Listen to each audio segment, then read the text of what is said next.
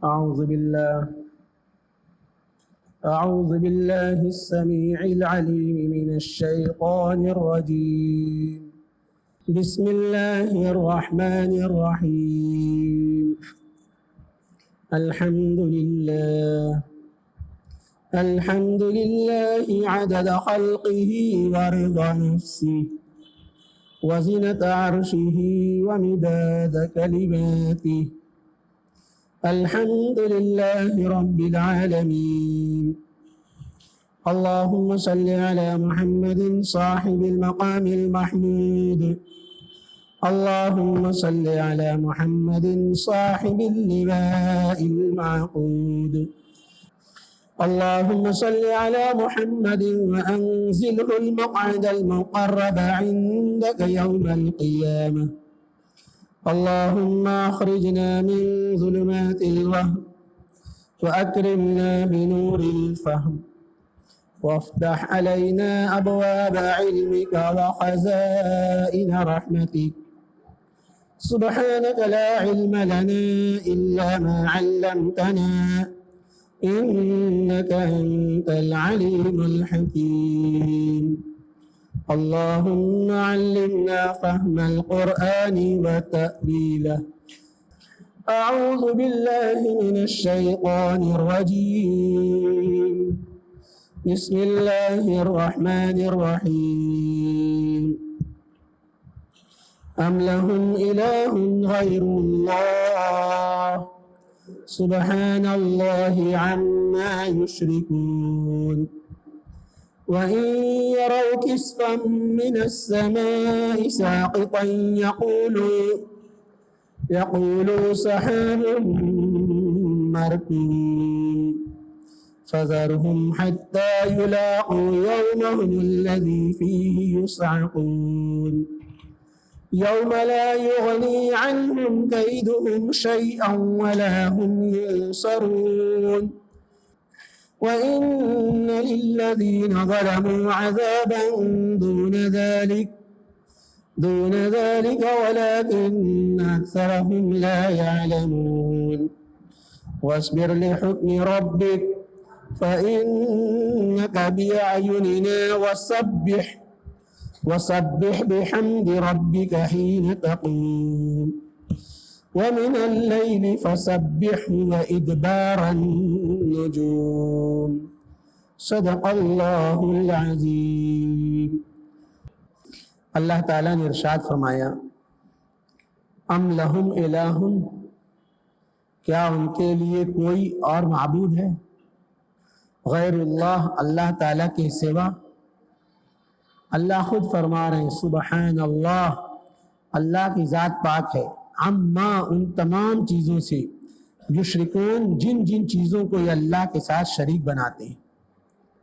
آگے اللہ تعالیٰ فرما رہے ہیں وَإِن يَرَوْا كِسْفًا، اگر یہ لوگ دیکھیں کوئی ٹکڑا من السماء، آسمان کی طرف سے، ساقطاً گرتا ہوا، یقولو کہیں گے سحاب، یہ تو بادل ہے، مرکوم جو ایک کے اوپر تہ بتہ ہے، گہرا ہے، فذرہم، پس آپ ان کو چھوڑ دیجئے، حتی یلاقو، یہاں تک کہ ملے، یومہم الذی، اس دن سے، فیہ یصعقون، جس میں وہ بے ہوش کر دیے جائیں گے، یوم، جس دن، لا یغنی عنہم، نہیں کفایت کرے گی، کیدہم، ان کی تدبیر، شیئا، کچھ بھی، ولا ہم ینصرون، اور نہ ہی ان کی کوئی مدد کی جائے گی۔ وَإِنَّ لِلَّذِينَ، اور بے شک ان لوگوں کے لیے جنہوں نے ظلم کیا، جو ظالم ہیں، عذاباً، عذاب ہے، دون ذالک، اس سے پہلے، وَلَكِنَّ أَكْثَرَهُمْ، لیکن اکثر ان میں سے لوگ، لا يعلمون، اس بات کو نہیں جانتے۔ وَاصْبِرْ، آپ صبر کیجئے، لِحُکْمِ رَبِّکَ، اپنے رب کے حکم سے، فَإِنَّكَ بِأَعْيُنِنَا، بس بے شک آپ ہماری آنکھوں کے سامنے، آپ ہماری آنکھوں کے سامنے، ہماری حفاظت میں۔ وَسَبِّحْ، اور آپ تسبیح بیان کیجئے، بِحَمْدِ رَبِّکَ، اپنے رب کی حمد کے ساتھ، حین تقوم، جس وقت آپ اٹھتے ہیں، وَمِنَ اللَّيْلِ، اور رات کو بھی، فَسَبِّحْ، آپ اس کی تسبیح بیان کیجئے، وَإِدْبَارَ النُّجُومِ اور ستاروں کے پشت پھیرنے کے بعد تسبیح بیان کریں۔ صدق اللہ العظیم۔ یہ 27ویں پارے میں سورہ طور کی 42 سے لے کر 49 نمبر تک آیات ہیں، جس کی تلاوت اور ترجمہ آپ حضرات نے سنا۔ انہی آیات پر سورہ طور انشاءاللہ مکمل ہو جائے گی، اور اس کے آگے اگلی جو سورت ہے سورہ ذاریات وہ شروع ہوگی۔ ان آیات کریمہ میں اللہ تعالی شانہ ایک سوال پوچھ رہے ہیں، اور سوال برائے جواب نہیں ہے۔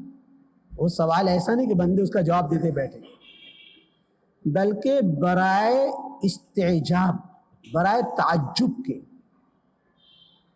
جی جیسے ہم کسی کو کہتے ہیں کہ اس کو کیا ہو گیا، کوئی میری بات نہیں مان رہا ہے، تو اس کو کیا ہو گیا، اس سے سوال کا جواب مقصود نہیں ہوتا ہے کہ وہ سوال دے دے، بلکہ آدمی کا سامنے والے کی نافرمانی، اس کی سرکشی، اس کی حکم عدولی پر تعجب کا اظہار کرنا ہوتا ہے کہ آخر وہ میری بات کیوں نہیں مان رہے۔ یہ بات ہے۔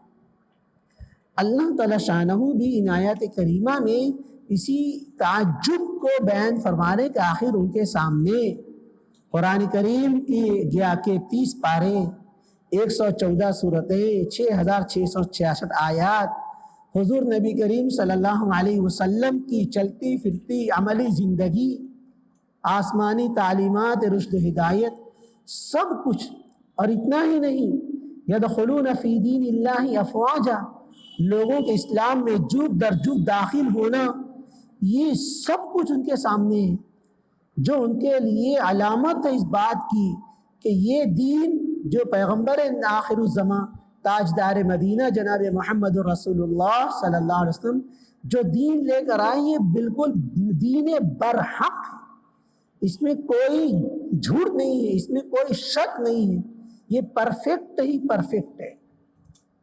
اتنی ساری کھلی ہوئی نشانیوں کے باوجود آخر وہ دین حق، دین اسلام کو قبول کرنے سے کیوں اعراض کیے جا رہے ہیں، کیوں منہ موڑ رہے ہیں؟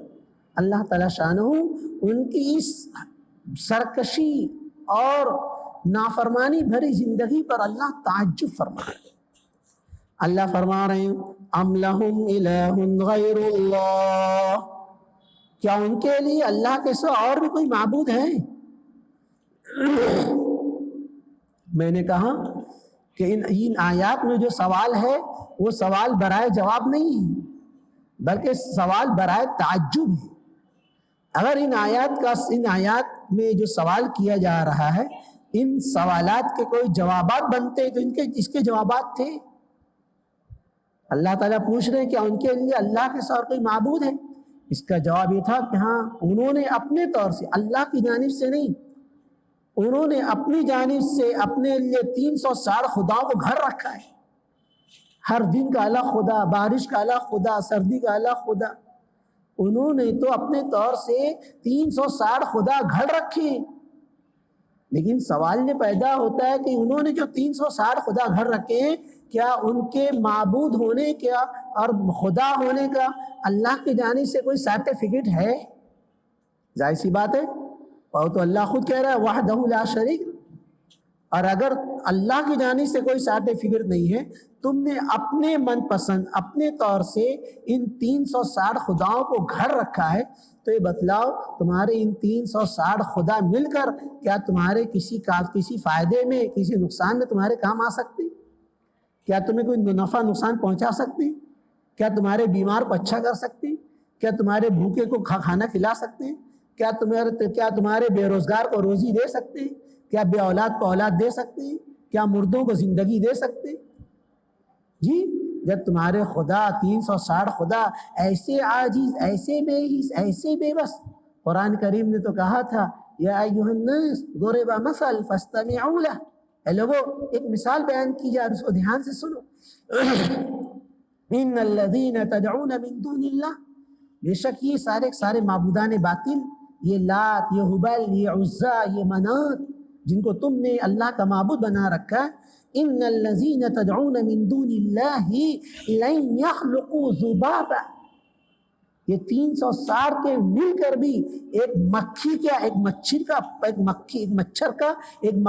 پر بھی نہیں بنا سکتے، اور پیدا کرنا تو بہت دور کی بات ہے۔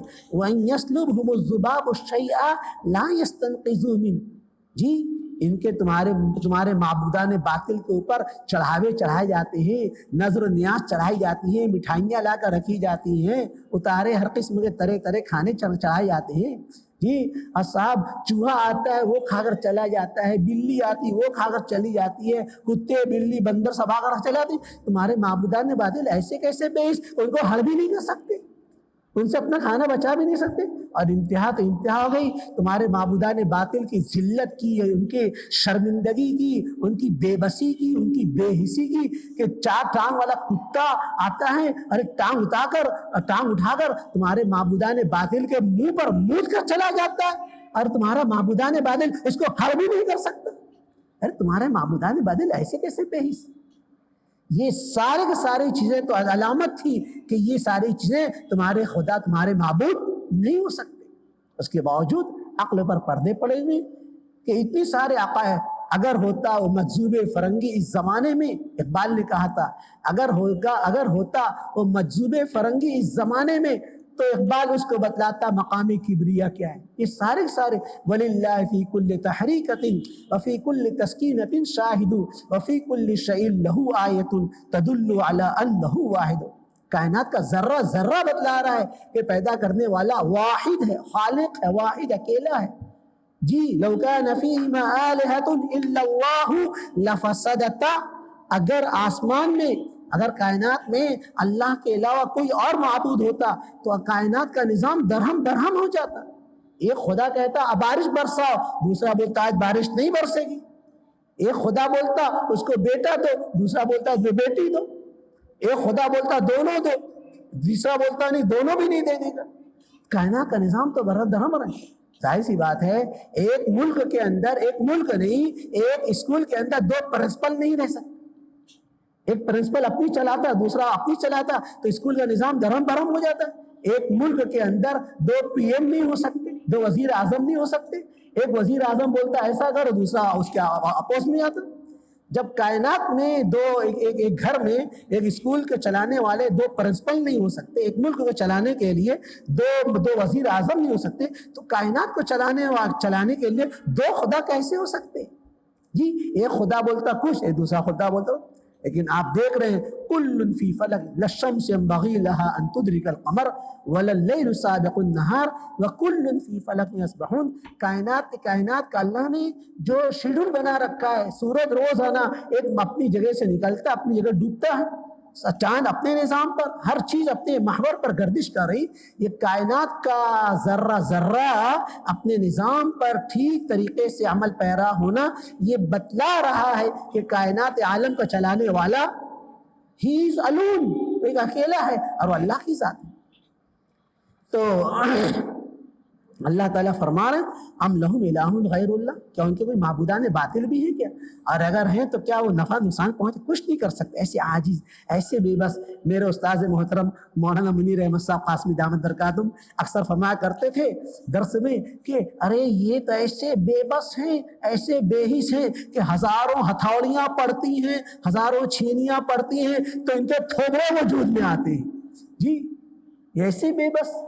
ظاہر سی بات ہے ایسی مخلوق جو اس قدر عاجز ہو، نہ بول سکتی ہو، نہ سن سکتی ہو، نہ کھا سکتی ہو، نہ پی سکتی ہو، وہ خدا کیسے ہو سکتی؟ اللہ فرما رہے ہیں ام لہم الہ غیر اللہ، کیا ان کے لیے اللہ کے سوا کوئی معبود ہے جو نظر و نیاز کے لائق ہے، عبادت کے لائق ہے، ان کی مشکل کشا ہے؟ نہیں۔ اللہ فرما رہے ہیں سبحان اللہ عما یشرکون، اللہ کی ذات پاک ہے، اللہ کی ذات پاک ہے ان تمام چیزوں سے جن کو یہ لوگ اللہ کے ساتھ شریک بنا دیں۔ یعنی اللہ نے خود فرما دیا نہیں میرا کوئی شریک نہیں ہے، میں اکیلا ہوں، یکتا ہوں، تنہا ہوں۔ قل هو اللہ احد اللہ الصمد، میں اکیلا ہوں، تنہا ہوں، میرا کوئی پارٹنر نہیں، میرا کوئی ساجھیداری نہیں، میرا کوئی بیوی نہیں، میرا کوئی بچہ نہیں، جی خدائی اختیارات اللہ تعالیٰ نے کسی کو نہیں دیے. کسی چیز کو حلال کرنا یا کسی حلال کو حرام کرنا، کسی حرام کو حلال کرنا، یہ اختیار صرف اور صرف اللہ تعالیٰ کا ہے. اللہ تعالیٰ نے یہ اختیار کسی اور کو نہیں دیا. حضرت فاطمہ رضی اللہ تعالیٰ عنہ سے کسی نے کہا کہ حضرت علی رضی اللہ تعالیٰ عنہ جو حضور کے داماد بھی ہیں، حضرت علی ابو جہل کی بیٹی جویریہ سے نکاح کرنا چاہتے، جبکہ حضرت علی کے نکاح میں پہلے سے رسول خدا کی بیٹی ہے، اور اب وہ لوگ چاہ رہے ہیں کہ جس کے نکاح میں رسول خدا کی بیٹی ہے اسی کے نکاح میں دشمن خدا کی بیٹی بھی بیاہ دے. بھائی 1 2 3 4 تک نکاح کرنے کی اجازت ہے اس کی، لیکن معاملہ تعدد کا نہیں تھا. معاملہ یہ تھا کہ جس شخص کے نکاح میں رسول خدا کی بیٹی بیاہی ہوئی ہے اسی شخص کے نکاح میں دشمن خدا کی بیٹی بیاہنا چاہ دے. ابو جہل تو کٹر دشمن اسلام تھا. تو حضرت فاطمہ سے کسی نے کہا کہ حضرت علی رضی اللہ تعالیٰ عنہ ابو جہل کی لڑکی جویریہ سے نکاح کرنا چاہتے ہیں. حضور صلی اللہ علیہ وسلم نے حضرت علی کو بلا کر فرمایا کہ میں نے سنا ہے کہ تم جویریہ کے ساتھ نکاح کرنا چاہتے ہو. کہنے لگے ہاں. حضرت علی نے فرمایا ہاں ارادہ تو ہے. فرمایا حضور علیہ السلام نے فرمایا سن لو، لست محرما حلالا ولا احل حراما. میں خدا کا پیغمبر ہوں، میں نبی ہوں، میں رسول ہوں، اس کے باوجود میں کسی حرام کو حلال اور کسی حلال کو حرام نہیں کر سکتا. میں اس کا مجاز نہیں ہوں کہ کسی حلال کو حرام کروں یا حرام کو حلال کروں. یہ اتھارٹی تو صرف اور صرف اللہ تعالیٰ کی. علی سنو، اس کے ساتھ نکاح کرنا تمہارے لیے حلال ہے. اس کے ساتھ ابو جہل کی بیٹی جویریہ کے ساتھ نکاح کرنا تمہارے لیے تو حلال ہے، لیکن سنو، ایک برتن میں آگ اور اسی برتن میں پانی، یہ کیسے ہے؟ اللہ تعالیٰ کے رسول کی بیٹی اور اللہ کے دشمن کی بیٹی کبھی اکٹھی نہیں ہو سکتی. میں حلال کو حرام نہیں کہہ رہا ہوں، میں تمہارا اس سے نکاح کرنا حلال ہے، میں اس کو حرام نہیں کر سکتا. مسئلے سے تمہارے واسطے جائز ہے لیکن مصلحت سے تمہارے لیے مناسب نہیں. دیکھو، ایک ہے مسئلے سے تمہارا اس سے نکاح کرنا جائز ہے لیکن مصلحت سے کیوں؟ وہ دشمن خدا کی بیٹی جب تمہارے نکاح میں آئے گی تو رسول خدا کی بیٹی کی تکلیف کا ذریعہ بنے. اس لیے مسئلے سے تو جائز ہے، میں مسئلے کو حرام نہیں کر سکتا لیکن مصلحتاً مناسب نہیں ہے. میری بیٹی کا مزاج اور ہے اور دشمن خدا ابو جہل کی بیٹی کا مزاج اور ہے. میری بیٹی اس کے ساتھ گزارا نہیں کر سکتی.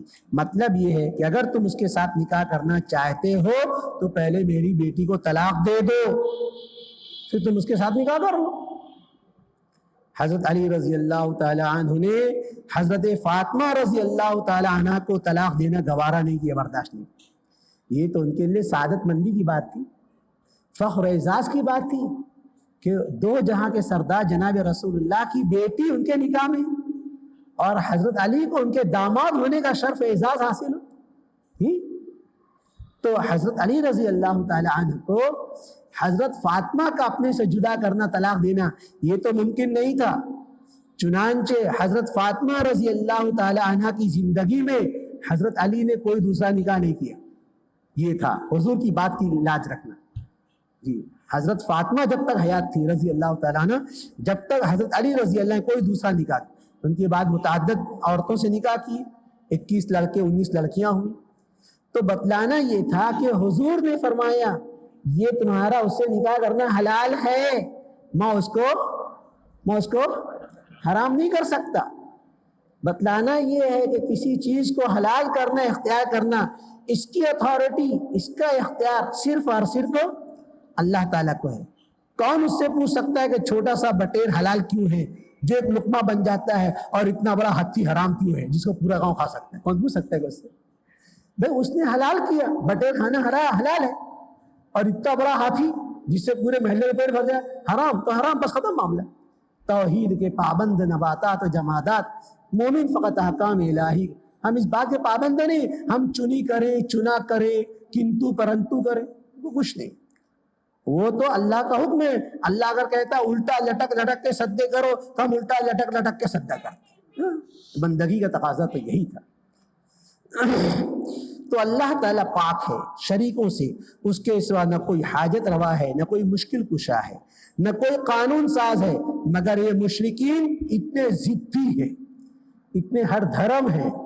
اور اگر ان مشرکوں کی کچھ جھلک دیکھنا ہو تو آج کے اس دیش میں رہنے والے کفر شرک کے جو درندے ہیں، جو جیالے ہیں جی، جو سینہ ٹھوک کر کہتے ہیں ہم 1 انچ پیچھے ہٹنے کو تیار نہیں، یہ ان کی ضد، یہ ان کی ہر دھرمی، اگر اس زمانے کے کافروں کی مشرکوں کی ضد، ان کی ہر دھرمی، ان کا اڑیل پن دیکھنا ہو تو آج کے اس زمانے کے ان مردہ میت شاہ اور ان کفار مشرکین کے درندوں کو دیکھ لو، اندازہ لگا لو کفر کتنی خبیث چیز ہے کہ انسان کو بالکل ہر دھرم بنا دیتی جی۔ لوگوں کی اموات ہو رہی ہیں لیکن ان کے اوپر کوئی ترس نہیں آ رہا ہے، ان کی پیشانیوں پر کوئی بل نہیں آ رہا ہے۔ یہ کفر شرک کی قباحت ہے، یہ کفر شرک کی گندگی ہے جو انسان کو نہ صرف ہر دھرم بنا دیتی ہے، ضدی بنا دیتی ہے، بلکہ بے مروت بنا دیتی ہے جی۔ پورا دیش چیخ رہا ہے لیکن کسی کی کوئی سننے کو تیار نہیں۔ یہ کفر شرک کی قباحت ہے کہ انسان کے اندر سے انسانیت ختم کر دیتی ہے، انسان کے اندر سے مروت ختم کر دیتی ہے۔ اللہ فرما رہے ہیں وَإِن يَرَوْا كِسْفًا مِّنَ السَّمَاءِ سَاقِطًا، یہ ایمان نہیں لا رہے ہیں، یہ ایمان نہیں لا رہے ہیں۔ اب ایمان نہ لانے کے نتیجے میں پاداش میں اگر اللہ تعالیٰ ان کے اوپر کوئی آسمانی سلطانی عذاب بھیجے جی، اور اللہ تعالیٰ کا عذاب کسی متعینہ شکل میں نہیں آ سکتا جی، مختلف شکلوں میں آ سکتا۔ فار ایگزامپل آسمان سے کوئی عذاب نازل ہو، بادل کا ٹکڑا نازل ہو، اب وہ ہے تو عذاب، لیکن اتنے ہر دھرم ہیں، اتنے ضدی ہیں کہ اس کو عذاب نہیں کہیں گے، کہیں گے اللہ فرما رہے اگر یہ دیکھے کوئی ٹکڑا آسمان کی طرف سے گرتا ہوا، اگر ان پر عذاب کا کوئی ٹکڑا آسمان کی طرف سے گرے اور ان سے کہا جائے دیکھو دیکھو تم پر عذاب آ رہا ہے، تو بولیں گے نہیں عذاب نہیں ہے۔ پھر کیا سحاب مرکوم، یہ تو گہرا بادل ہے بس۔ اس کی کھلی مثال اگر آپ کو دیکھنا ہو تو اس وقت عالمی پیمانے پر جو اللہ کا عذاب نازل ہوا، کورونا وائرس، آپ اس کو دیکھ لیجیے۔ بحیثیت مسلمان ہونے کے ہمارا ماننا یہ ہے کہ یہ کوئی بیماری نہیں ہے، بیماری ہوتی تو اس کا عذاب ہوتا، اس کا علاج ہوتا۔ بخاری شریف کی حدیث ہے، حضور اکرم صلی اللہ علیہ وسلم نے فرمایا ما انزل اللہ دان الا انزل له دوان، اللہ نے کوئی بیماری ایسی نہیں اتاری جس کا کوئی علاج نہ ہو سوائے موت کے، ہر بیماری کا علاج ہے۔ یہ ایسی کیسی بیماری جی، لاکھوں لوگ مر گئے اور پورا عالمی نظام درہم برہم ہو کر رہ گئے۔ یہ بیماری نہیں تھی، یہ تو اللہ کی مار تھی۔ ہم مسلمان بحیثیت مسلمان ہونے کے ہم اس کو یہی سمجھ رہے ہیں یہ اللہ کا عذاب ہے، اور یہ ہر دھرم لوگ، یہ ضدی لوگ، یہ اس کو اللہ کا عذاب نہیں مان رہے ہیں، وہ بیماری کہہ رہے ہیں۔ اور کیا کہہ رہے ہیں؟ ہم کو اس کا مقابلہ کرنا ہے۔ توبہ توبہ، اللہ کے عذاب تو مقابلہ کرو گے؟ ابھی کہاں جاؤ گے، مکھی مچھر کی طرح گر گر ہلاک تباہ برباد ہو گئے، تمہاری چڑھنی بھی نہیں ملے گی تمہاری، تو اللہ کے عذاب تو مقابلہ کر رہے ہیں۔ کورونا وائرس کے سلسلے میں جو لوگوں کے جو بیانات ہے، افسوس کی بات ہے، پانی تیرا کیسا رنگ جس میں ملا ہے ویسا رنگ، مسلم رہنماؤں کی بیانات ایسی آ رہے ہیں، ہم کو اس کا مقابلہ کرنا ہے۔ ارے تم مقابلہ کر سکو گے اللہ کے بندو؟ اللہ کے عذاب تم مقابلہ کر سکتا ہے؟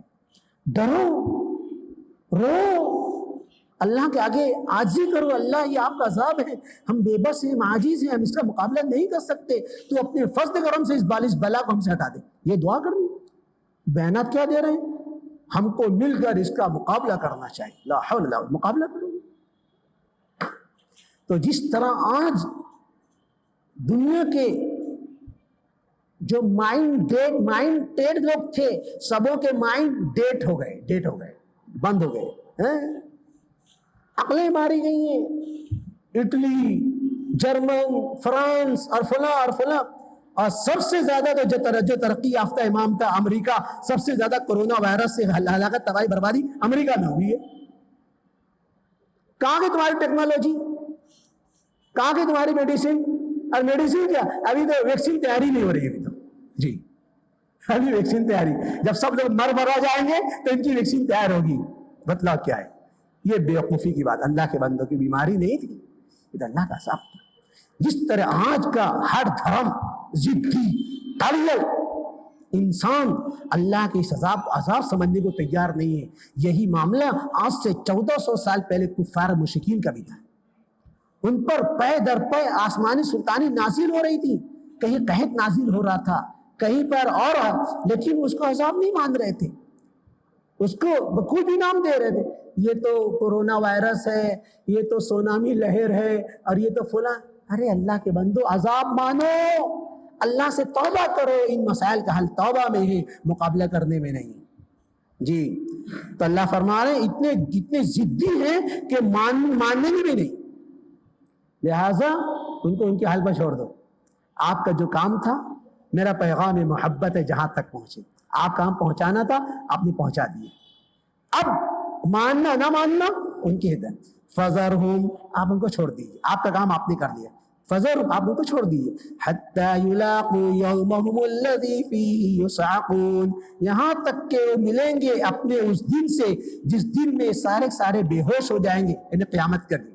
چنانچہ سورہ زمر کی 68 نمبر آیت میں اللہ فرما رہے ہیں فَصَعِقَ مَنْ فِي السَّمَاوَاتِ وَمَنْ فِي الْأَرْضِ إِلَّا مَنْ شَاءَ اللَّهُ، اللہ فرما رہے بے ہوش ہو جائیں گے، جب قیامت آئے گی بے ہوش ہو جائے گی وہ جو تمام کے تمام، جو آسمانوں میں جو زمین میں، مگر وہ لوگ بے ہوش نہیں ہوں گے جس کو اللہ چاہے گا، سب پر بے ہوشی طاری ہو جائے گی، لیکن جن کو اللہ چاہے گا ان پر بے ہوشی طاری نہیں ہوگی۔ حدیث میں آتا ہے کہ موسیٰ علیہ السلام قیامت کی بے ہوشی سے بچ جائیں گے۔ کیوں؟ سنیے، بخاری شریف میں روایت ہے، حضور اکرم صلی اللہ علیہ وسلم نے ارشاد فرمایا، مجھے جب ہوش آئے گا قیامت میں، جب سب لوگ، آپ کو میں نے اس سے پہلے بتلایا کہ پہلی سور پھونکی جائے گی، جب حضرت اسرافیل علیہ السلام پہلی مرتبہ سور پھونکیں گے تو پورا نظام دھرم برہم ہو جائے گا، سارے لوگ مرا جائیں گے، اور 40 سال تک یہ نظام اسی کائنات اسی طرح پڑی رہے گی۔ 40 سال کے بعد حضرت اسرافیل علیہ السلام دوبارہ سور میں پھونک ماریں گے، تو سور میں پھونکنے سے سارے لوگ زندہ ہو جائیں گے۔ حضور علیہ السلام فرماتے ہیں اکون اول من یفیق یوم القیامہ، دوبارہ سور پھونکے جانے پر سب سے پہلے ہوش میں آنے والا شخص میں ہوں گا، اور یہ حضور کا اعزاز ہے، یہ حضور کی کریڈٹ کی بات ہے کہ سب سے پہلے ہوش میں ہمارے نبی آئیں گے۔ حضور فرماتے ہیں اکون اول من یفیق یوم القیامہ، سب سے پہلے ہوش میں آؤں گا، اور میں دیکھوں گا فَإِذَا أَنَا مُوسَىٰ بَاطِشٌ بِجَانِبِ الْعَرْشِ، میں دیکھوں گا کہ موسیٰ علیہ السلام ہوش میں ہے، موسیٰ علیہ السلام ہوش میں ہے، اور نہ صرف ہوش میں، اللہ تعالیٰ کے عرش کے پہیے کو پکڑے ہوئے، اللہ تعالیٰ عرش کے پہیے کو پکڑے۔ تو حضور فرماتے ہیں مجھے معلوم نہیں اللہ تعالیٰ نے موسیٰ علیہ السلام کو بے ہوش ہونے سے بچایا یا ان کو یا مجھ سے پہلے بے ہوش میں، یا مجھ سے پہلے ہوش میں آئے، آپ موسیٰ مجھ سے پہلے ہوش میں آئے گئے یا اس دن موسیٰ بے ہوش ہی نہیں ہوئے؟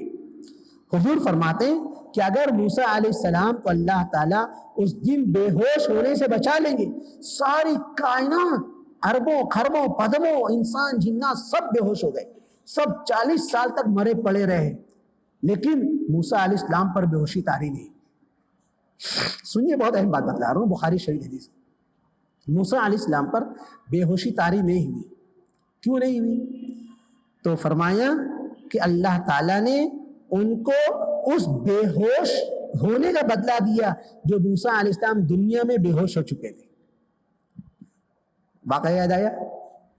جی، حضرت موسیٰ علیہ السلام نے اللہ سے عرض کیا، اللہ ارینی انظر الیک، اے اللہ مجھے اپنا دیدار کرا دے، ذرا سا تو دل ہوں مگر شوق اتنا، وہی لن ترانی سنا چاہتا ہوں۔ اللہ فرمایا موسیٰ تم نہیں دیکھ سکتے، تمہاری آنکھوں میں وہ تاب نہیں ہے، کہ نور کا دیدار. اللہ تو فرما رہے ہیں موسیٰ تم نے، موسیٰ علیہ السلام جی، موسیٰ اللہ کے نبی تھے اور ایک ناز و نیاز کا معاملہ تھا حضرت موسیٰ علیہ السلام. اللہ فرما رہے ہیں موسیٰ لن ترانی، تم نہیں دیکھ سکتے. موسیٰ اللہ دکھا دیجئے، اللہ دکھا دیجئے، مجھے کہہ دینے دیجئے. موسیٰ علیہ السلام اسی طرح ضد کر رہے ہوں گے جس طرح چھوٹے بچے اپنے ابا لوگوں کے سامنے ضد کرتے. جب موسیٰ علیہ السلام کا اصرار بڑھ گیا، اللہ نے فرمایا موسیٰ وَلَكِنِ انظُرْ إِلَى الْجَبَلِ فَإِنِ اسْتَقَرَّ مَكَانَهُ فَسَوْفَ تَرَانِي. موسیٰ تم مجھ کو تو نہیں دیکھ سکتے، ہاں میں اپنی تجلی کا معمولی پرتو یہ سامنے طور پہاڑ پر اتارتا ہوں، تم اس کو دیکھو. فَإِنِ اسْتَقَرَّ مَكَانَهُ، اگر پہاڑ اپنی جگہ پر قائم رہ گیا، میری تجلی کو جھیل گیا، میری تجلی کو برداشت کر گیا، اور طور پہاڑ اگر اپنی جگہ پر قائم رہ گیا تو اس کا مطلب تم میرا دیدار کر سکتے. اور اگر طور پہاڑ ریزہ ریزہ ہو گیا تو تم مجھ کو نہیں دے سکتے. فَإِنِ اسْتَقَرَّ مَكَانَهُ فَسَوْفَ تَرَانِي فَلَمَّا تَجَلَّى رَبُّهُ لِلْجَبَلِ جَعَلَهُ دَكًّا وَخَرَّ مُوسَىٰ صَعِقًا. اللہ تعالیٰ کی تجلی کا ظہور ہوا، اللہ تعالیٰ کی تجلی کا ظہور ہوا. اپنے تجلی، اپنے نور کا معمولی سا حصہ اللہ تعالیٰ نے طور پہاڑ پر اتارا. معمولی حصہ، وہ طور پہاڑ جو پتھر کا کلیجہ رکھنے والا، جس کو توڑنے کے لیے بلڈوزر اور JCB مشین کی ضرورت پڑتی ہے. جی وہی پڑتی ہے نا. تو JCB اور بلڈوزر جیسی ہیوی مشینوں کے ذریعے سے جو پہاڑ نہ ٹوٹے، وہ پہاڑ اللہ تعالیٰ کی تجلی کو برداشت نہ کر سکا اور وہ ریزہ ریزہ ہو گیا، اور ادھر موسیٰ علیہ السلام بے ہوش ہو کر گر پڑے. یہ واقعہ میں نے اس سے پہلے بھی ابھی جلدی سنایا تھا، لفظ نور کی تشریح میں سنایا تھا میں نے، آپ بھول گئے تھے جلدی. جی تو موسیٰ علیہ السلام بے ہوش ہو کر گر پڑے. یہ واقعہ قرآن کریم میں فلما افاق قال سبحانک، کچھ دیر بعد آپ کو ہوش آئے. تو موسیٰ علیہ السلام دنیا میں ایک مرتبہ بے ہوش ہو چکے تھے.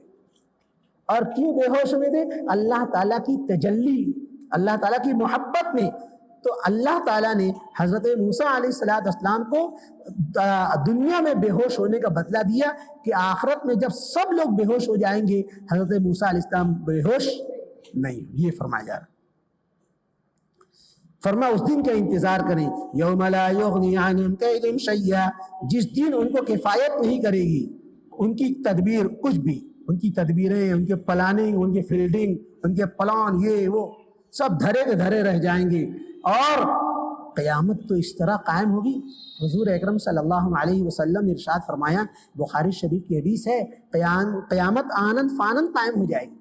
پہلے سے کوئی الارم نہیں بجے گا، پہلے سے کوئی پیشگی الٹیمیٹم نہیں آئے گا، بھائیو بزرگوں دوستوں ماں بہنوں خبردار ساودھان ہوشیار، سب اپنے اپنے گھر پہنچ جاؤ، مسجد پہنچ جاؤ، اب قیام ایسا کچھ نہیں ہوگا. حضور علیہ السلام نے فرمایا قیامت اس طرح قائم ہوگی کہ وقد نشر الرجلان بثوبهما ولا يكفيانه الا قامت الساعه. ایک کپڑا بیچنے والا اپنا کپڑا پھیلا کر رکھا ہے، پھیلا رہا ہوگا، دیکھو یہ کپڑا ہے، یہ کپڑا ہے. بے خریدنے والا اس کو دیکھ رہا ہوگا، ابھی کپڑا بیچنے والا بتا رہا ہوگا، خریدنے والا دیکھ رہا ہوگا، ابھی معاملہ طے بھی نہیں ہونے پائے گا، قیامت قائم ہو جائے گی. بھاؤ تاؤ بھی نہیں ہونے پائے گا، کپڑا خرید کے نہ لے کے جانے نہیں پایا، ابھی دیکھنا دکھانا چالو ہو رہا کہ قیامت ہے. حضور علیہ السلام نے فرمایا کہ قیامت اتنی آنند فانند قائم ہو جائے گی کہ ایک شخص اپنی اونٹنی کا دودھ لے کر لوٹے گا، اپنی اونٹنی کا دودھ لے کر لوٹے گا اور یہ چاہے گا اپنے گھر جا کر اس کو گرم کر کے بنا کر پیوں، ابھی گھر بھی نہیں لڑنے پائے گا کہ قیامت قائم ہو جائے گی. تو قیامت آنند فانند قائم ہوگی. کچھ تم کو بول تھوڑا لانے والے بھائیو خبردار، نہیں، قیامت تو اچھا ہے. اللہ فرما رہے ہیں کتنی بھی تدبیریں کر لیں وہ قیامت آئے گی، آ جائے گی، کوئی اس کو ٹالنے والا نہیں ہے. قیامت تو جانے دیجیے. ابھی آپ سنتے ہیں آئے دن یہاں زلزلہ آیا، وہاں زلزلہ آیا، وہاں سونامی لہر آئی. جی اور عجیب و غریب بات یہ بھی قدرت کا مظہر ہے کہ یہ سب آج کے ترقی یافتہ ممالک میں سب ہو رہے ہیں. جرمن میں ہو رہا ہے، جاپان میں ہو رہا ہے، اٹلی میں ہو رہا ہے. سب دنیا کے ترقی یافتہ امام ہیں، سائنس ان کے پاس ہے، ٹیکنالوجی ان کے پاس ہے، جی دنیا کا علوم جدیدہ ان کے پاس ہے. لیکن اس کے باوجود ان پر زلزلے کے جھٹکے آ جاتے ہیں، وہ اس کو نہیں برداشت کرنے پاتے، تو قیامت کیسے روک سکیں گے؟ ایسے عاجز بے بس کہ سارے کے سارے لوگ گھر چھوڑ باہر نکل جاتے ہیں کہ یہ زلزلے کے جھٹکے. تو جب اس معمولی قیامت زلزلے کے معمولی جھٹکوں کو نہیں روک سکتے تو ان زلزلۃ الساعۃ شیء عظیم، قیامت کا جھٹکا تو بہت زبردست، قیامت کو کیسے روک سکتے؟ نہیں روک سکتے. لہٰذا اللہ فرما رہے ہیں یوم لا یغنی عنہم کیدہم شیئا، جس دن ان کو کچھ بھی کام نہیں دے گی ان کی تدبیریں، ان کی پلاننگ. ولا هم ينصرون، اور جب ان پر عذاب آئے گا تو ان کی مدد بھی نہیں کی جائے گی. وَإِنَّ لِلَّذِينَ ظَلَمُوا عَذَابًا دُونَ ذَلِكَ، اور یہ جو لوگ ظلم کر رہے ہیں نا، ظلم سے مراد کفر شرک، یہ کفر شرک کے جو درندے ہیں جو کفر شرک کی پبلسٹی کر رہے ہیں اور دنیا کو ہندوانہ درم میں رنگنا چاہتے ہیں اور آپ کے دیش کو ہندو راشٹر بنانا چاہتے ہیں، آج کے زبان میں کہہ رہا ہوں جی، یہ لوگ مطمئن نہ رہیں. وَإِنَّ لِلَّذِينَ ظَلَمُوا عَذَابًا دُونَ ذَلِكَ، بے شک ان لوگوں کے لیے جو ظالم ہیں ان کے لیے عذاب ہے اس عذاب سے پہلے، قیامت کے عذاب سے پہلے دنیا میں عذاب آئے گا. ولیکن کیسے عذاب آئے گا؟ کبھی شکست ہزیمت کی شکل میں آئے گا، کبھی ہار کی شکل میں آئے گا، کبھی قحط سالی کی شکل میں آئے گا، کبھی بیماری کی شکل میں آئے گا، کبھی کورونا وائرس کی شکل میں آئے گا، کبھی سونامی لہر کی شکل میں آئے گا. مختلف شکلوں میں عذاب، کسی طرح کا بھی عذاب آئے گا. یہ اور بات ہے کہ جو اہل ایمان ہوں گے وہ تو اس کو عذاب سمجھیں گے اور یہ کفر کے درندے اس کو مختلف تعبیرات کرتے رہے، یہ ایسا تھا نا اس لیے ایسا ہو گیا، ایسا نہیں کرتے تو ایسا ہوتا. جی ارے اللہ کے بندو عذاب ہے. وَلَكِنَّ أَكْثَرَهُمْ لَا يَعْلَمُونَ، لیکن ان میں سے اکثر لوگ اس کو جانتے نہیں. اے نبی صلی اللہ علیہ وسلم، آپ کا کام آپ نے کر دیا، پہچانا، تبلیغ کرنا، دعوت دینا، یہ آپ کا کام تھا، آپ نے. وَاصْبِرْ، اب آپ صبر کیجئے. بس آپ ان کی تکالیف پر، ان کی دشنام درازیوں پر، ان کے سب و شتم پر، ان کے لعن طعن پر، ان کی ایذا رسانیوں پر آپ صبر کیجئے. وَاصْبِرْ لِحُکْمِ رَبِّکَ، اور یہ بات سن لیجئے، یہ مکی آیات ہے جس میں صبر کرنے کا حکم دیا جا رہا ہے. مدنی آیات میں جی قتال کا حکم تھا، مدنی آیات میں جہاد کا حکم تھا. اُذِنَ لِلَّذِينَ يُقَاتَلُونَ بِأَنَّهُمْ ظُلِمُوا، اب حکم دیا جا رہا ہے ان لوگوں کو جن کو آج تک مارا جاتا رہا، جن کو آج تک ستایا ان کو حکم دیا ہے کہ اب دیکھنا ہے زور کتنا بازو قاتل میں ہے. جی اور طوفانوں سے ٹکراتے چلیں، بعد میں جو ہوگا دیکھا جائے گا. لیکن مکی زندگی میں چونکہ 10 سال مکی زندگی میں آپ کو وفو ایدیکم، اپنے ہاتھوں کو روکے رکھو، صبر کرو، صبر کرو. وَاصْبِرْ لِحُکْمِ رَبِّکَ، اپنے رب کی خاطر صبر کرو. فَإِنَّكَ بِأَعْیُنِنَا، پس بے شک آپ ہماری آنکھوں کے سامنے، یعنی آپ ہماری نگرانی میں ہیں، یہ آپ کا کچھ بھی نہیں بگاڑ سکتے. میں نے گزشتہ ہفتہ ہجرت کا واقعہ بیان کیا تھا، یاد ہے نہیں یاد آیا؟ سارے ہر ایک قبیلے سے ایک ینگ نوجوان، بہترین قد آور طاقتور ینگ نوجوان ایک قبیلے سے، اور بہترین تیز تلوار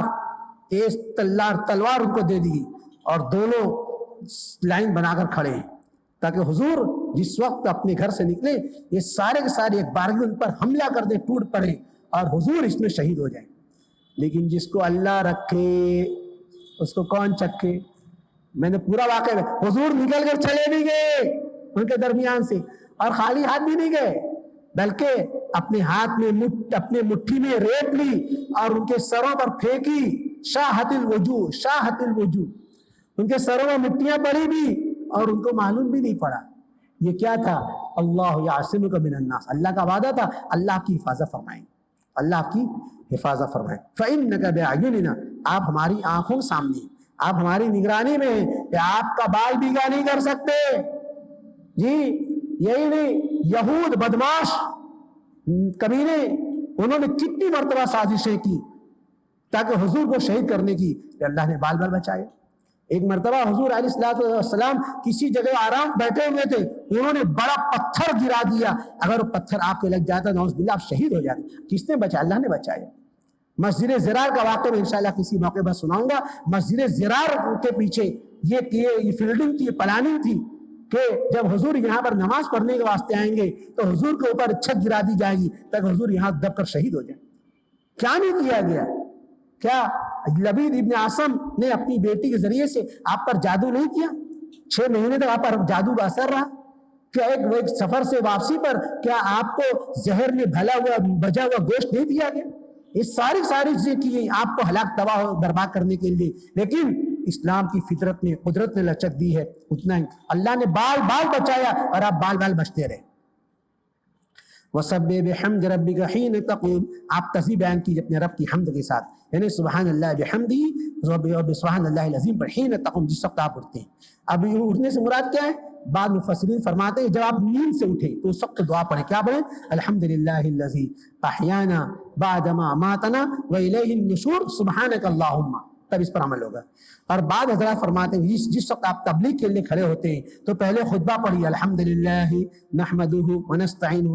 بعض حضرات فرماتے ہیں کہ جس وقت مجلس ختم ہو اس وقت دعا پڑھیے سبحانک اللہم وبحمدک لا الہ الا انت استغفرک واتوب الیک۔